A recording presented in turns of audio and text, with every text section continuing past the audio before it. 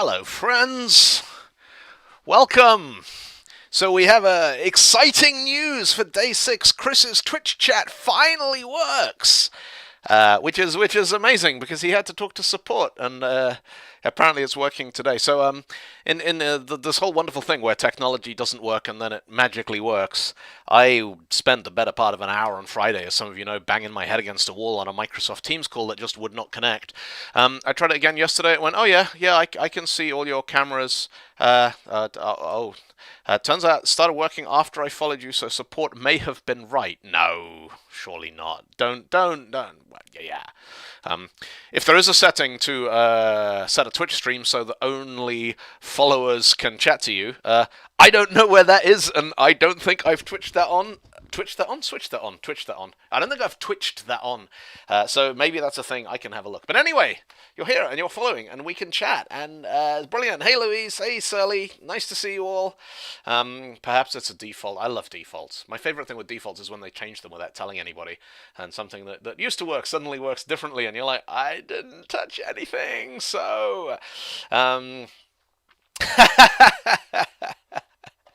now, before we dive into to day 6 here, there's just a little something that I saw earlier on a friend of mine who's doing Advent of Code like I am in .NET in C Sharp posted. I just have to scroll back through Twitter a little bit because there was something really, really lovely. So this is Kev's doing it in C Sharp as well. This is Kev's solution to day 4. And I just kind of wanted to show all of you this because I thought this was delightful. So this is pattern matching, which is a new feature in C Sharp. I think they added it in version 8. But if any of you are watching, you remember we had this validate height where you had a string that was like digit, cm or in for centimeters or inches. And if it was centimeters, it had to be between, well, 150 and 193. And And yeah, I thought this was a wonderful solution, and it demonstrates a really, really nice pattern matching syntax that is built into C Sharp now. So basically, it's saying string height goes to so this expression here is doing an int.tryparse on height. Bang2 means height, but take everything except the last 2 elements from that array. So that's a negated range expression, and put that into out var int I, which goes to I and height. So this gives you 1, 2, 3 elements here in a tuple, and then the pattern matching is saying, well, if that tuple, element 1, element 2, element 3, came out as true, something that satisfies this predicate and something that matches this string here, then that's valid. And I just thought that was a really, really nice, elegant way of demonstrating the language feature. So I wanted to show that to all of you because it's kind of cool.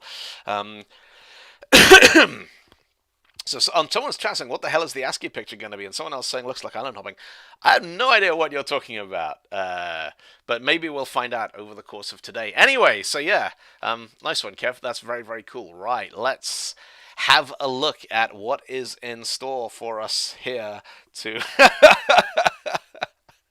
Surly just turned on emote only mode. If you want to watch a great talk, there's a Tom Scott talk about building an emoji keyboard, as in a physical keyboard with a different emoji on every key, and they had like 16 keyboards wired into this thing. It's a wonderful talk about how never ever to tell people you're going to do something fun with technology because they might make you do it, and then you'll end up crying because you've got 16 keyboards connected to a Raspberry Pi and you don't know how to make them work. Oh, that picture! Ah, yes, of course, because every day Advent of Code reveals another line of the of this little piece of ASCII art here. So whatever that is, yeah, what's it gonna be? I don't know. We'll find out. Yeah, Tom Scott, he's got this YouTube channel. He does all kinds of crazy stuff. These days, he just flies around the world, going to places that most people aren't allowed to go, and telling you how cool they are. Anyway, let's have a look at day 6. So, as your flight approaches the regional airport where you'll switch to a much larger plane, customs declaration forms are distributed to the passengers. This form asks a series of 26 yes or no questions marked A through Z. All you need to do is identify the questions for which anyone in your group answers yes. Since your group is just you, this doesn't take very long. However, the person sitting next to you seems to be experiencing a language barrier and asks if you can help. For each of the people in their group, you write down the questions for which they answer yes, one per line. For example, in this group, there are 6 questions to which anyone answered. So the first person in the group was yes to A, B, C, and X. Second person was yes to A, B, C, and Y. Third person was yes to A, B, C, and Z. Duplicates don't count extra. So we are not counting if it's A, that's just 1, because it's just A. We're not duplicating. Another group asks for your help, and eventually each group's answers are separated by a blank line. Okay, so each... Yeah, all right. So this list represents answers from 5 groups. The first group contains 3 questions, A, B, C. Second group contains A, B, C. Third group contains... Yep, okay. And we want the sum of those counts. All right, so again, what we are going to be doing here is each block, we need a function that takes one of those blocks and turns it into a count, which is the total number of distinct elements or distinct letters that are included in that block. This looks pretty nice. Let's do some stuff with it. All right, so Visual Studio, new project. Boom, there we go. We are on to console.app.NET Core. Yep, next on that. I'm thinking next week I might do some of this in JavaScript instead. What do you think? You think a week of doing it in JavaScript instead of .NET? And then maybe for week 3, switch to doing some of it in Rockstar, which by then is going to have some new language features I'm working on that might make everything very, very interesting indeed.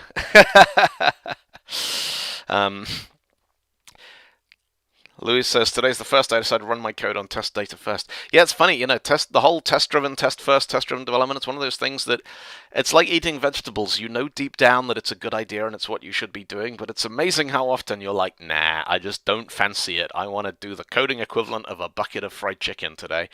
So let's plug in. There's a solution for day 6. Create all that. And as we've done in previous days, I am going to see if I can add a new project. Now, I'm wondering if somewhere in here, the Visual Studio visual interface, yeah, NUnit test project, .NET Core, all right. Yeah, let's plug in one of those. And we'll call this day 6 test. There we go, and build and run, and that all looks pretty nice. And let's see what we get if we open the test runner that is now built into Visual Studio, which I didn't realize was there. Day 6 test, alright. Day 6 test, alright. Test 1, alright. Test 1, that looks green and passing, and cool, okay. Actually, what I'm going to do, let me stick that up to the bottom of the window there. And, yep, so, da-dum.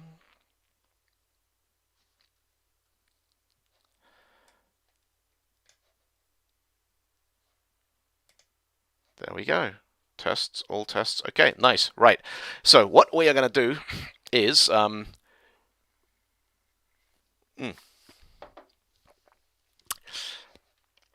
I need to get a streaming optimized version of this mug because it's got this lovely slogan on it. It says life begins at the end of your comfort zone.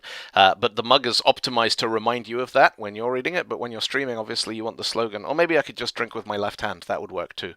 Anyway, right, let's write some code. So what do we got here? Let's grab the advent of code. We've got this chunk of tests. Now, we got an interesting thing because these tests are multi-line strings. So I am going to use a thing called...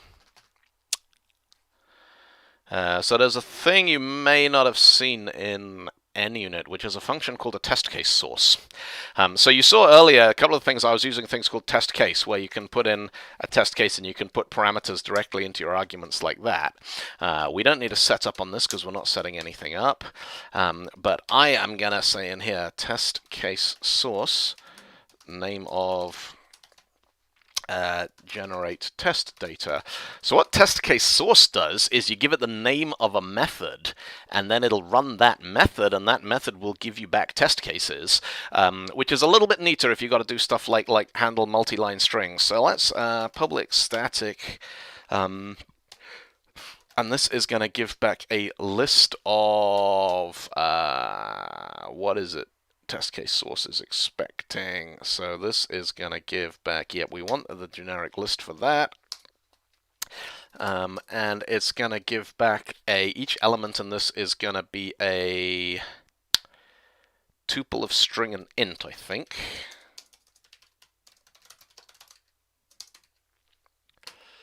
Yep, so that's fine. That can probably be an IEnumerable. Let's just play around with this. So this will be generate test data. There's that, and there's that. That's nice. And so we are going to yield return a new tuple of string and int. And the first test case here is the single line string ABC and the number 3. And our second test case here is A, B, C, all on different lines. So yield return new tuple of tuples. Yeah, it's like strongly typed tuples, and why not?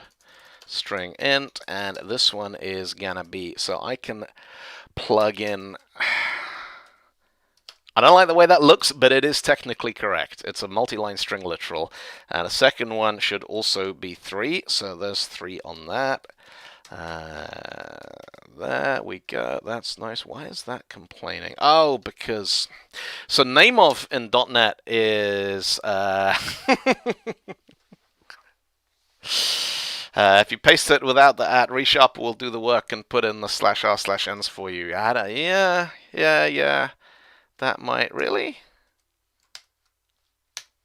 Oh no. No, resharper says I just want to drop the @ in.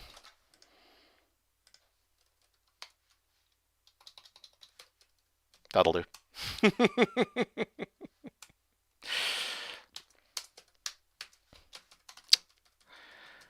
So if you've not seen nameof in .NET before, nameof is a cool thing. You give it something which the compiler understands, and it will give you back the string representing the name of the thing that you told it to look at, which is kind of nice. So we've got this nameof generate test data, so test1, and this is going to take a tuple of string and int test, and then what we want to do in here is we want to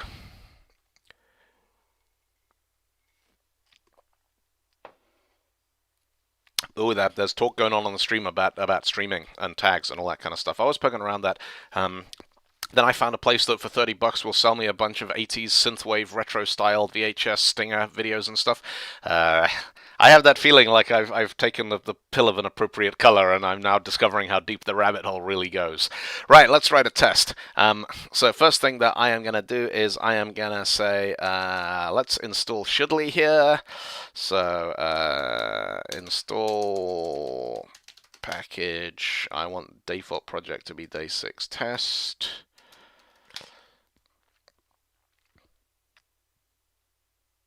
Shouldly. There we go. So now I'm just going to say test.shouldbe3. Yep. Test dot, it's a tuple, isn't it? So it's test.item2.shouldbe3. All right, let's run that in the test explorer and see what we get. And we get 2 cases passed, which is fine because yes, they should be 3 in both cases. So let's do a parser. So we've got our program, and over here we are gonna have a static int parse. What is it? A customs declaration form. String input. So initially we're just going to return 3. Simplest thing that can possibly work. That's fine, and then over here we are going to say var result equals program dot... Why is that complaining? That needs to be public static so we can see it from outside. Program dot...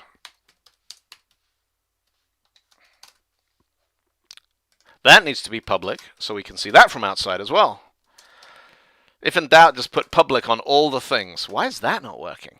Public plus program, public static int, that should be fine. Yeah, that's fine. Never used. Well, it's never used because you're telling me it's invisible. Da, da, da, da, da.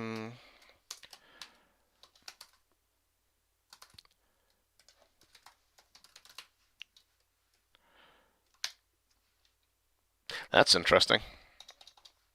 I know what I need to do. I need to go into test and I need to add a project reference to day 6 code so that the test project can see the code project. There we go. Look at that. We have achieved enlightenment.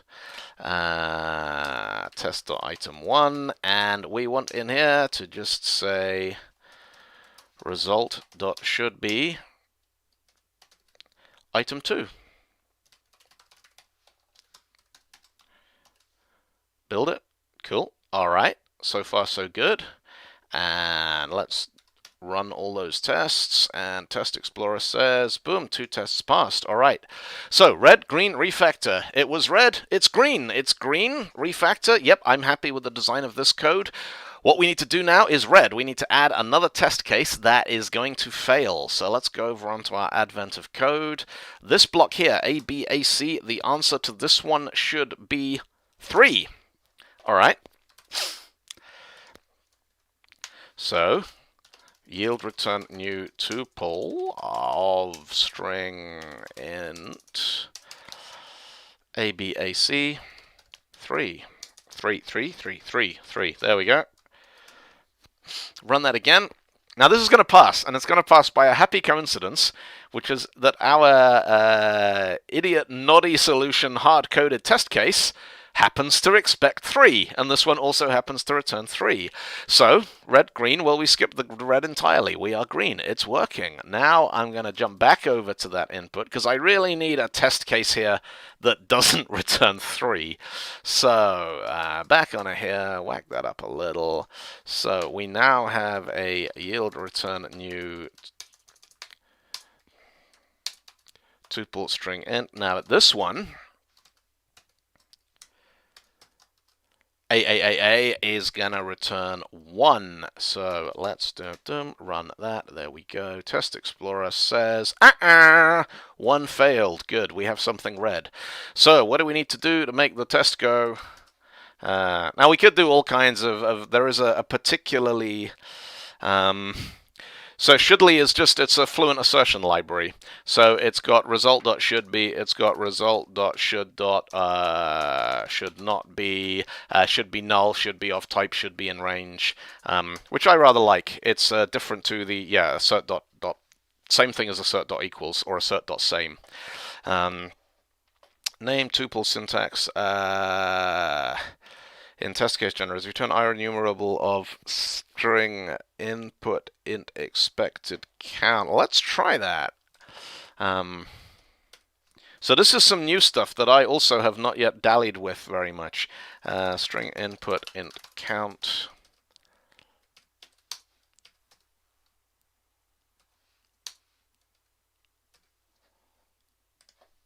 What's the literal initializer syntax for this? Is it just that? Oh, look at that. Oh, look at that. Oh, that is a thing of beauty.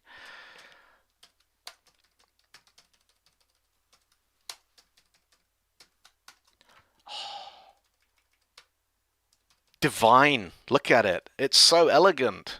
Let's see if it works. It would not be the first time I've refactored code to make it more elegant and then discovered that it doesn't actually work anymore. 4 failed. Object of type system.value.tuple. Of course, yeah, they're named fields, aren't they? So this thing is now going to be expecting a... multi-line strings are still ugly, so now we need to do the same for the yields, and then we need the same named element syntax. So what's the type we've got on that string input int count?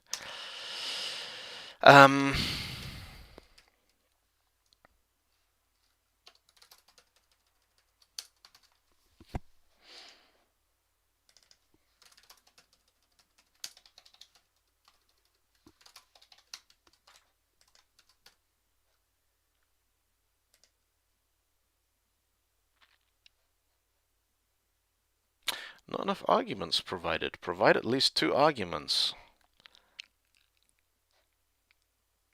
Why is that? Hang on. Let me just check the syntax, because we're yielding tuples with named fields, but I think we need a slightly different syntax to then pull the pieces back out. Double int t1 equals that equals tuples with element t1 dot item 1. So we do still need item 1 and item 2. No, it's t2. Yeah. So we need, I think. So test 1. This thing here is gonna be.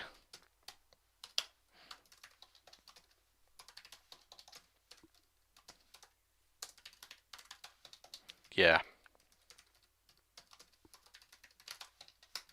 I think.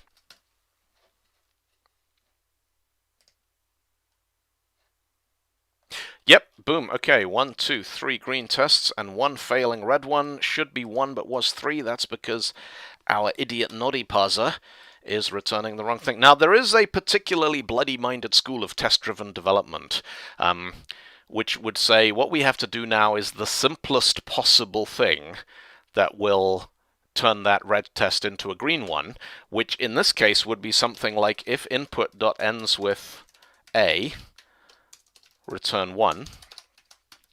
Now, the thinking behind this kind of perverse test-driven development is that it forces you to never ever. Ooh, hang on. Yeah, hide the solution explorer. Thank you. Yeah, there we go. So the idea behind this kind of code here is that it absolutely forces you to go. Every single decision we make must be covered by a test. We are not just going to assume that, yeah, okay, we've got a test case, now we're going to make it green, and we're going to include a bunch of knowledge in that. Because now that's completely passing, but obviously that's not now going to work. However, let's throw in another scenario here. Let's go in for that 4th one there. Last group contains yes to answer only 1 question B, so let's go back over to our test code. I do not like those multi-line strings at all. I am gonna do this with them. I haven't had a lot of fun with new lines. If any of you saw the stuff that I put on Twitter about an hour ago, I had a problem where I was leaving carriage returns in.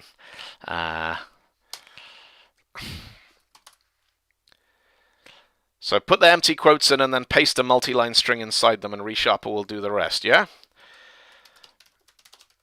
So if let me grab, see what resharper does with this. So there's that, paste that. So it does, but it /r/ends them.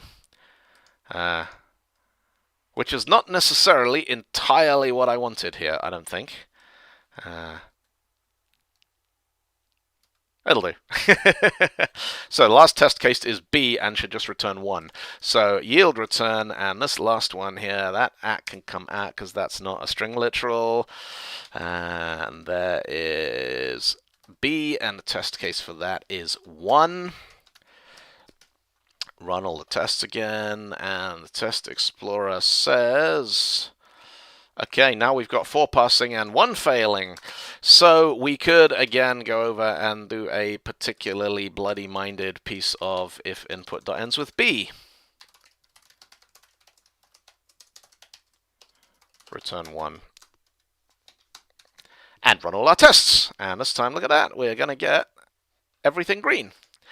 So what we need is some test data that is more...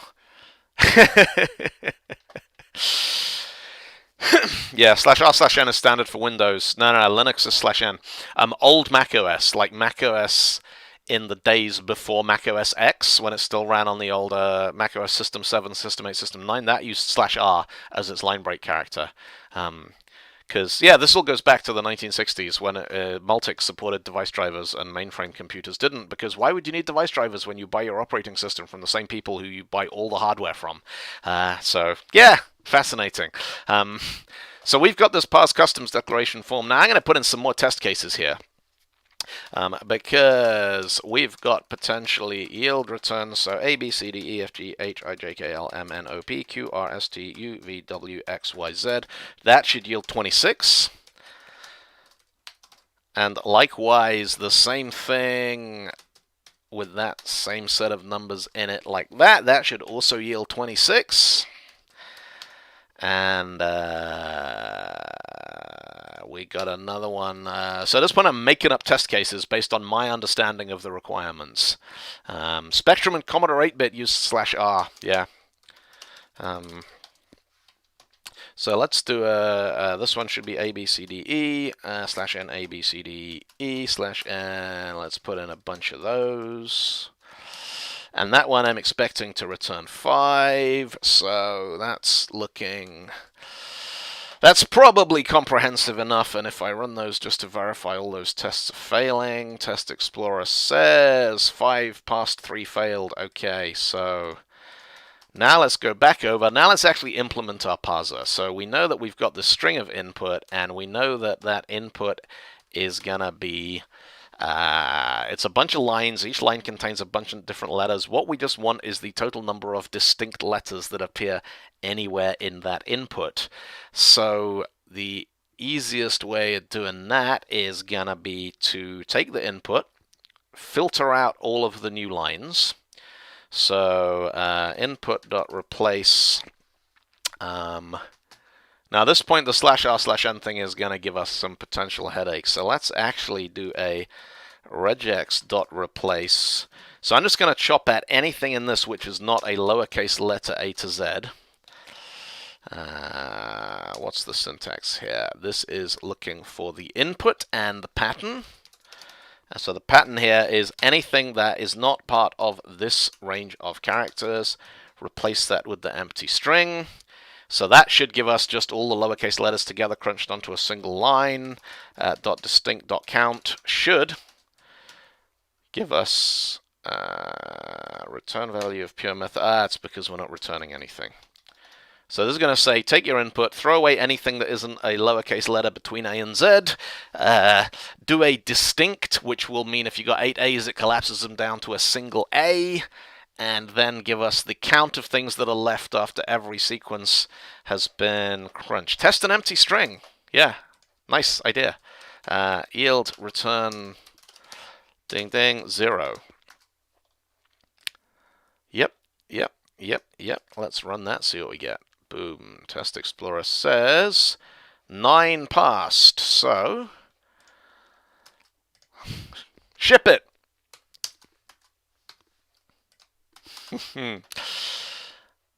So parser's in, parser's working. Let's go over to Advent of Code, get my puzzle input. Boom, there we go. Right click that, save as. Projects, GitHub, Advent of Code 2020, day 6 code input.txt. There we go. I'm gonna drop that in Solution Explorer, input, right-click, properties, copy to output directory always, so that it can see it, because the input is now part of the program.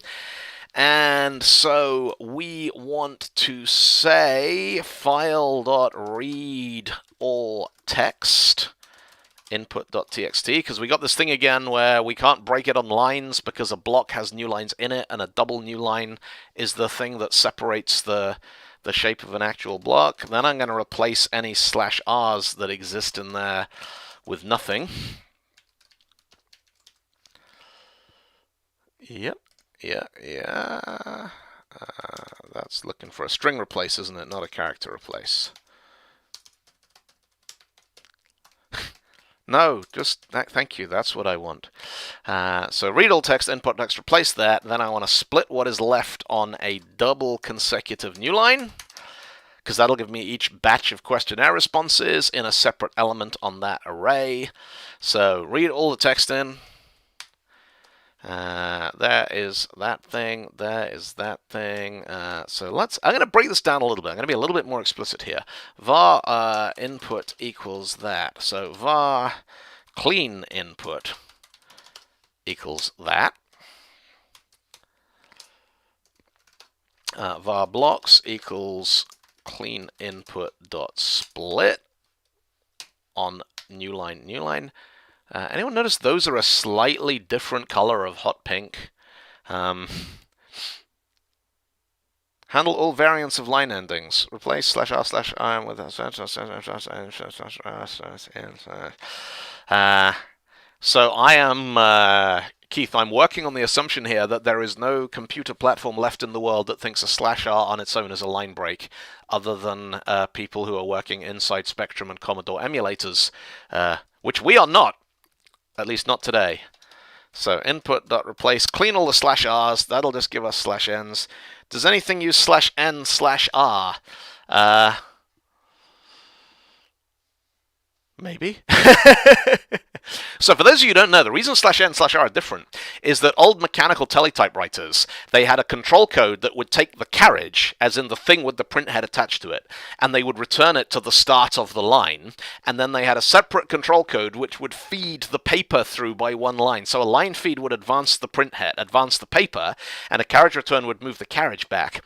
And if you wanted to do bold, what you had to do is you'd print the word like hello world, then you'd do a carriage return but no line feed, so you go back to the start of the same line, and then you'd print hello world again, and the daisy wheel printer would kind of overprint the letters, and it wouldn't line them up exactly, so they'd look a little bit heavier. That's how you used to do old school bold.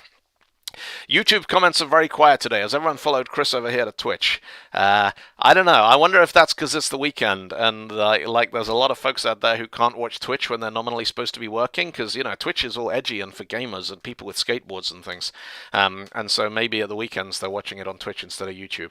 I'm probably going to switch to Twitch only next week because it doesn't look like YouTube is doing a huge amount with this. Anyway, we got to here var blocks equals clean input dot split on that, and then we want to say var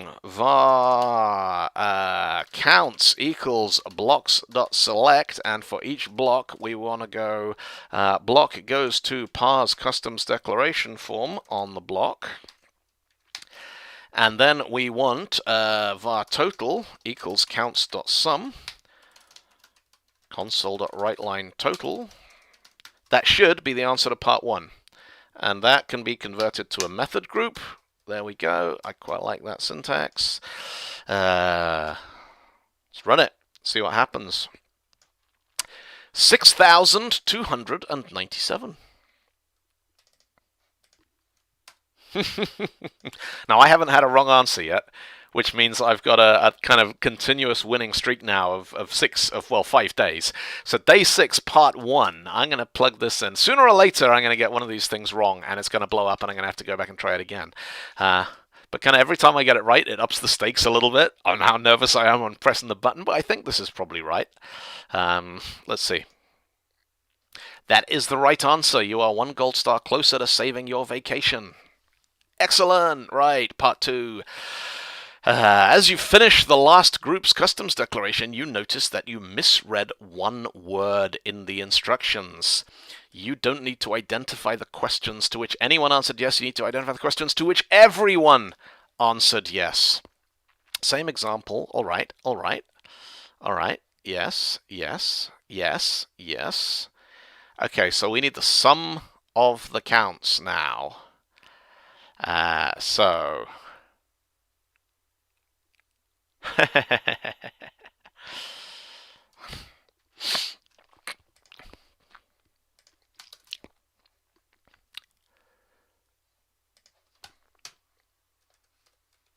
Right, what I'm going to do is a quick dirty copy paste. I'm going to rename this to generate part 1 test data. I'm going to change this to generate part 2 test data.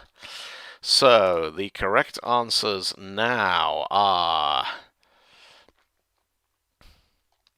in the first group, everyone, all one person, answered yes to 3 questions, A, B, and C. So that one is yes. In the second group, A, B, C on different lines, that should be 0. A, B, and AC, that should be 1, because both people said yes to question A. That should be 4. That should be 1. That one there should still be 26. That one should still be 26. That one should still be 5.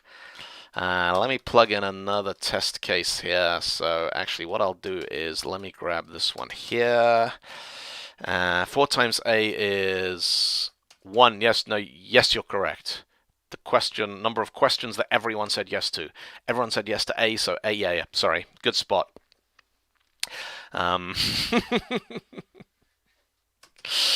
So, da, da, da, da.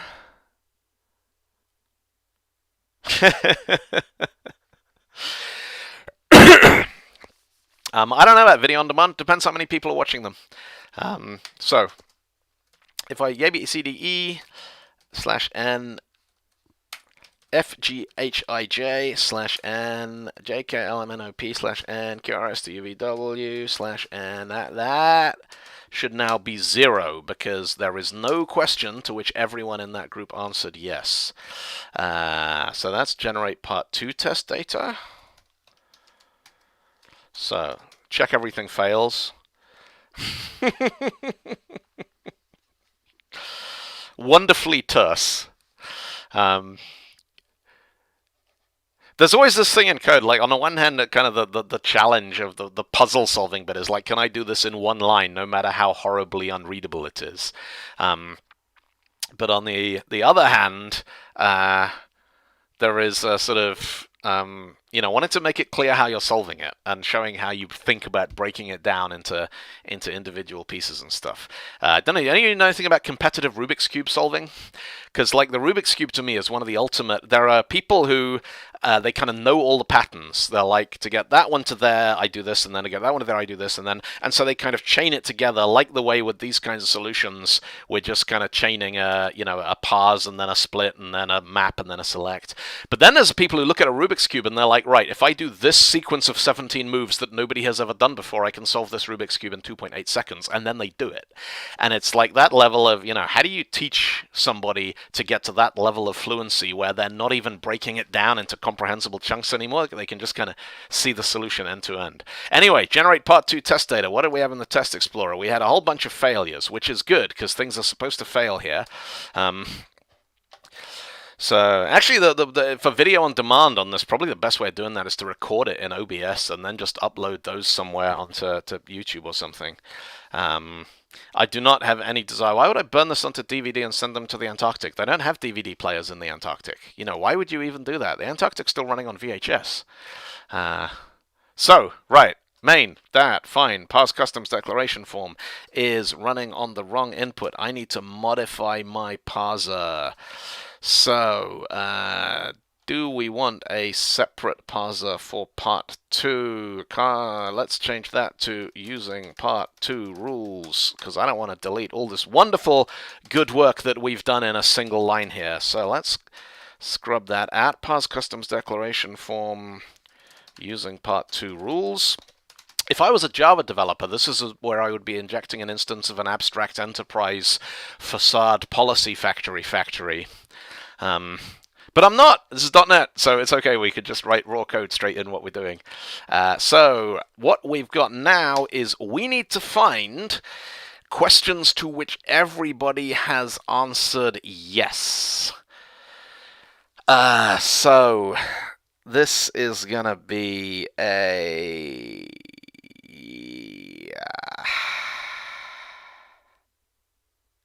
we want to do some kind of a multi-dimensional intersect. So we want to take a collection of this and a collection of that and a collection of that and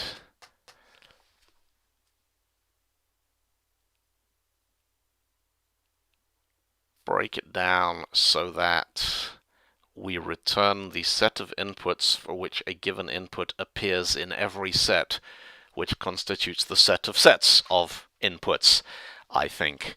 So let me just have a quick look. So this is going to be something like...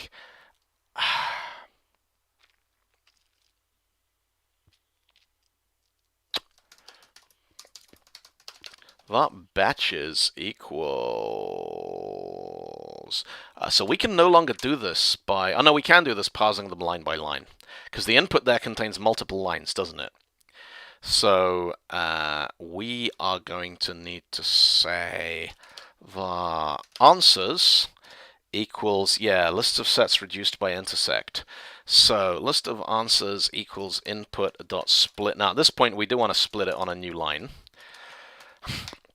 That'll give us each person's answer in a single element, and then we want count equals answers dot reduce. What's reduce in its aggregate in .NET, isn't it?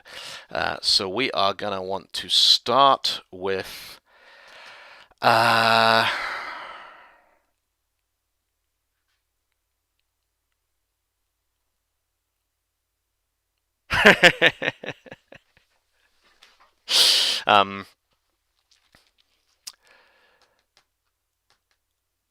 part 1. So this is potentially, that could be a reduce by intersect case. So part 1, the difficulty with aggregate is what is our base case and what is our continuation case.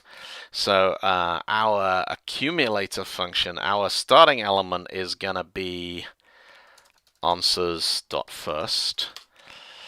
And then actually we can skip that, can't we? Because the thing, if you don't put a base case into aggregate, so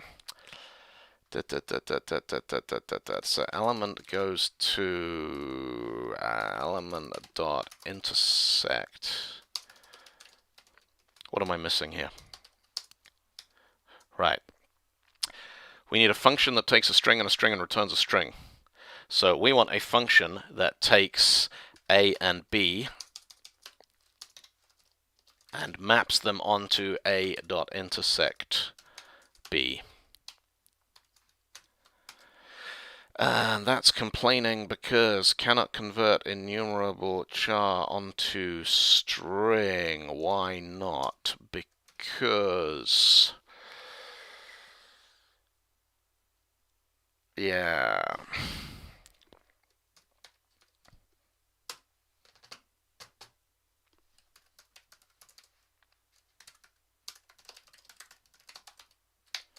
Right. So there's some type weirdness here, which is that when you're treating strings as arrays so you can do linky stuff with them, you still need a first next, though. You shouldn't need a first next. We were playing around with this the other day. I thought aggregate had a base case where it's just like it'll start with use the seed value as the result of applying the accumulator function to the first two elements in the sequence. So this is not null, seed. Yeah, it applies an accumulator function over a sequence. That should work. A dot intersect B, but A dot intersect B, yeah, that's going to return a, that needs a 2 array, I think. Yeah, because A intersect B returns an enumerable, but then that enumerable needs to be an array to feed back into the next bit, to go back into the next bit, to go back into the next bit. So I think that the count there is going to give us, so A intersect B, put that in the bucket. B intersect, so A intersect B becomes bucket, then bucket intersect C becomes bucket, then bucket intersect D becomes bucket, bucket intercept nothing else, all right, bucket. So bucket is now the list of elements that appear in every single set that we have seen. So what we actually want is that dot count is going to give us the answer. Yep, there we go. Return count. So that should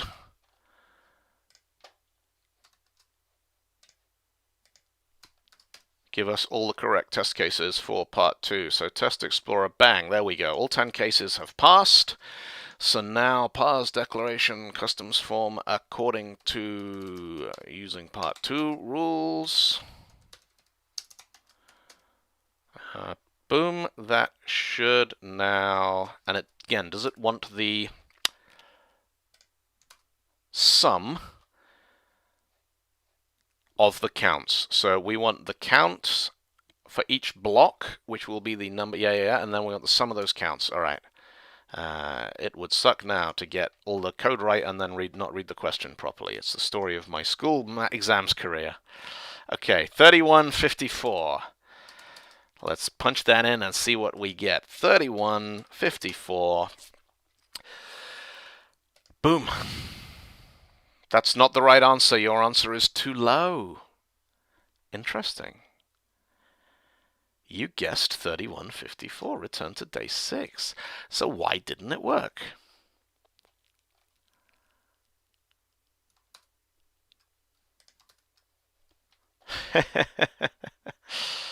Check the last new line of the input.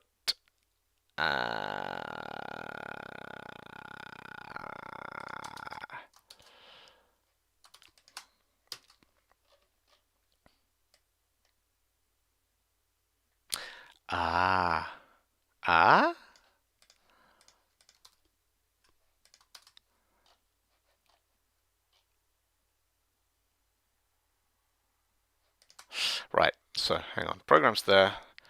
That's fine.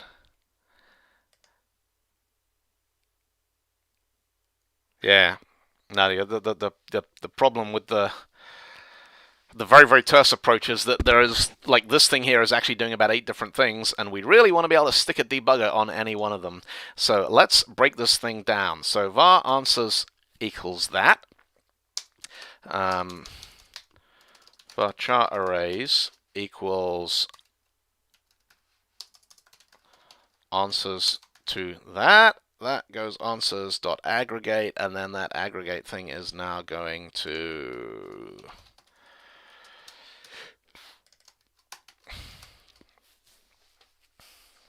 right. I'm going to stick a breakpoint on there. Where the hell's my breakpoint? There it is. Boom. Done.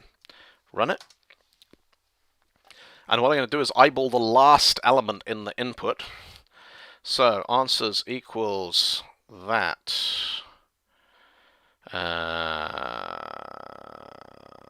No, I need the last. That's called into there, that's called into there, that's called into there. Span out the lambda. Yeah, you can cram a breakpoint into the lambda if you make it a multi-line as well. Okay, so that's fine. That's reading that. That's splitting that correctly. There's that one, return the count. Alright, that's fine. I want to have a look at what is blocks in this instance.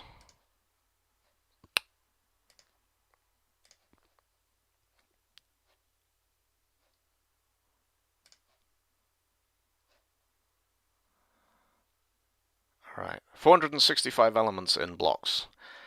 And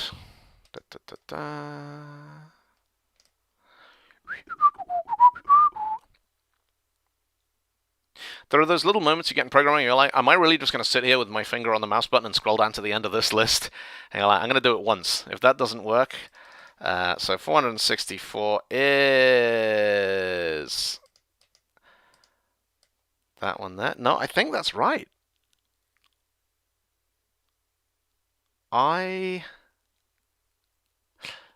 Yeah, so it's splitting on /n, so I need to include the good old-fashioned string split options dot remove empty entries, because if there is a /n at the end of it, why are those two /n's different colors? I do not know. The color scheme I'm using here is probably some Monokai Darkula type thing, and that might well be ReSharper deciding that one of them is more important. I wonder what happens if I put in a third one. What color do you think it'll come at us?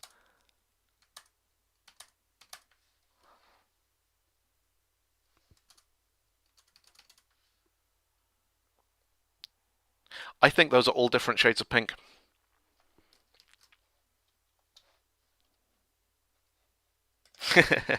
Let's try this. Hang on. So that first one there, that's FD0067. That one's ED66A. That one is C8077. That one is... Yeah, I appear to have a Visual Studio plugin that makes all the /n's a different random shade of pink. That's Instant Eyedropper, by the way. Instant Eyedropper's magic. I'm going to be blogging about that next week on my Nerdvent, Dylan's Advent of Cool Nerd Tools code thing. But anyway, right, so close that window. So I think that was the problem. I think that the last element there, it picked up an extra /n, which meant it got a blank line on the end of it. Hey, that's all right. If I didn't want to be distracted, I wouldn't be coding live on Twitch. I'd just be coding, you know? Hey, Saref, thank you. Autocode was a lot of fun. And I can't wait until we can actually go out and do real conferences again. Does it do the same on a string of T's, for instance? Are we talking about the color thing here now? Yeah, it does. Just random shades of hot pink. Which is kind of cool. Okay, so I think that was a problem. I think that string split options dot remove empty entries meant that blocks equals that and counts equals that. So I'm just going to throw in a little bit of donkey debugging here. Var last block equals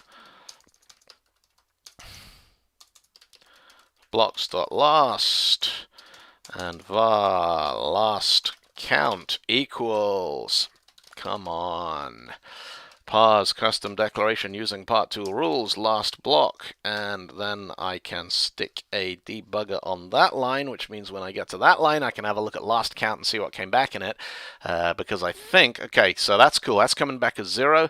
Let me take out the bug fix that we got in there. Actually, I'll tell you what we'll do. We'll put in a test case for this. So yield return ABC, ABC, slash ABC slash N, ABC slash N, ABC slash N. So that one there,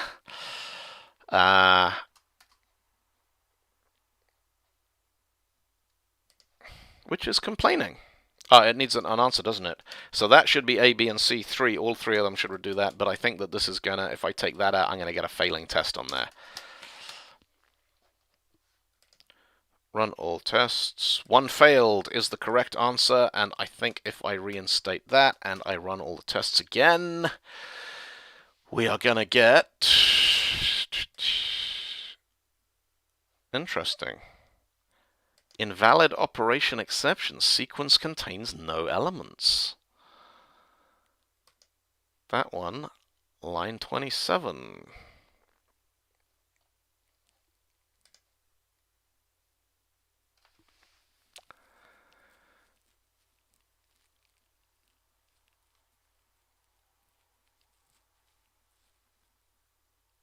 That's very interesting. Plot thickens. Okay. Don't head compile. Step through. Right, what do we got?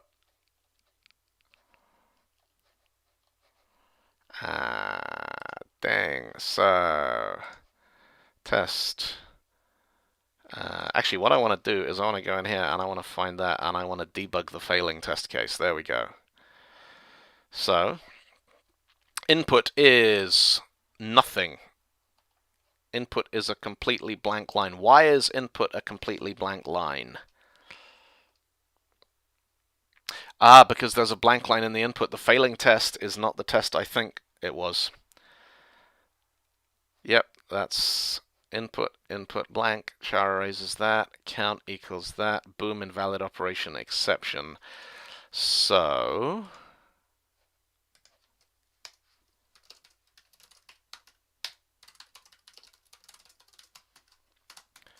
put a guard case in for that. Run all the tests again.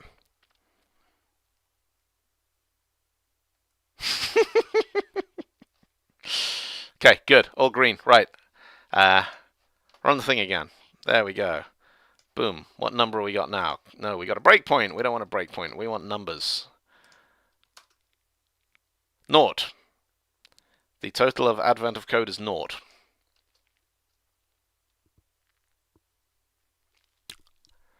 Yes.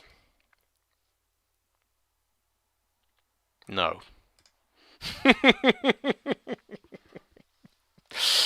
Right, I can scrub that. That's no longer necessary. That's no longer necessary. If string is null or empty input, so counts.sum var count equals charaways.aggregate counts.sum. That should all be fine. That should all be fine. 0 is probably too low. That would be why, wouldn't it? Because we put lots of slash n's in to see how many different shades of hot pink we were going to have in the program.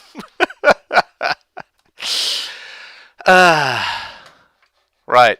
We've taken out the multiple hot pink slash ends. We need to split it on exactly 2 hot pink slash ends. Although the second one there I'd say is more a flamingo than a neon pink. Right. Like if I was doing one of those TPS report things and they're like, reason for delay, I'm like, I had so many hot pink new lines I got distracted by all the pink and made mistakes in my program. Nice thing about being self-employed is no one can pick me up on that.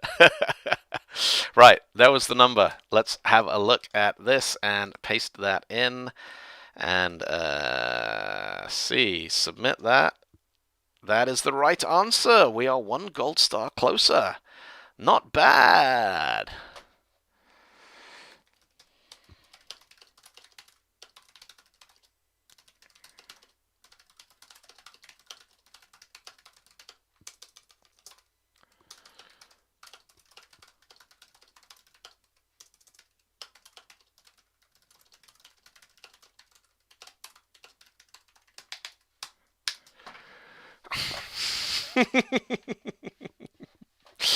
Right.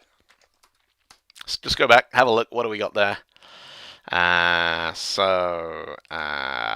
going to go with somebody suggested in the chat that you could use string.concat. I think it was Surly. Certainly somebody said you could use string.concat on a character array instead of having to break all the bits out. So I cannot find the comment in chat now, but I know it was there. So I can't remember who gets the credit for this, but it was one of you. It wasn't me. But a nicer way of doing this is that we break out the char answers. Input.split on that, and then answers.aggregate A-B goes to string.concat A.intersect B, so we can take the array out. Will concat take an enumerable? Yes, it will. So that, I think, is... it was Keith, yeah. So that, I think, is a little bit nicer. And that, I think, is a little bit nicer. And we're going to be really, really bloody-minded about this. Input.split, remove empty entries. So we can then just drop that in and say dot aggregate on that, dot count. That can come off now. No, that does need to stay on. And return input.split. And now if we want to go for the ultimate kind of code golf, squash it all onto one line and damn anybody who has to come in and maintain it, we can just go away with a return. String is null empty input. Then 0. Otherwise, input.split dot thing dot thing dot thing dot thing dot thing dot thing dot thing dot aggregate on that dot count. Thank you very much. Test again. There we go. Technically one line. If we make the font a little smaller, we could probably fit all of that onto a single line. There you go. Look at that. It's a one-liner now.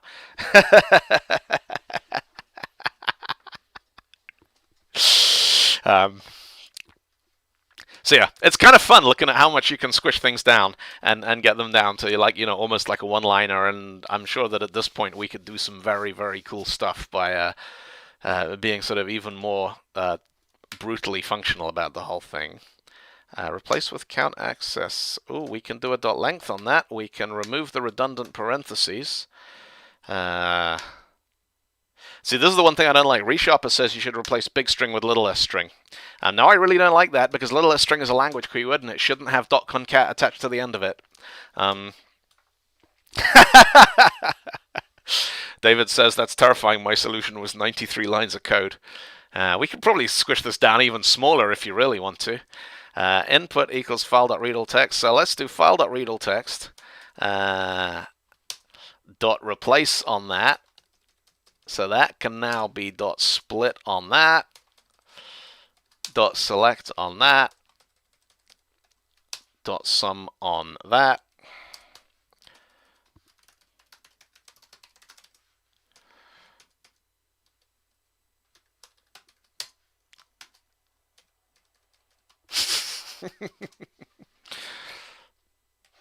Yeah, there you go. So that's day 6 in 3 lines of code. One line for the one line for the harness that invokes the parser, one line for the part 1 parser, one line or one statement for the part 2 parser. Cool, and I make it 7 o'clock. That was a very, very entertaining hour. Thank you, everybody, for tuning in.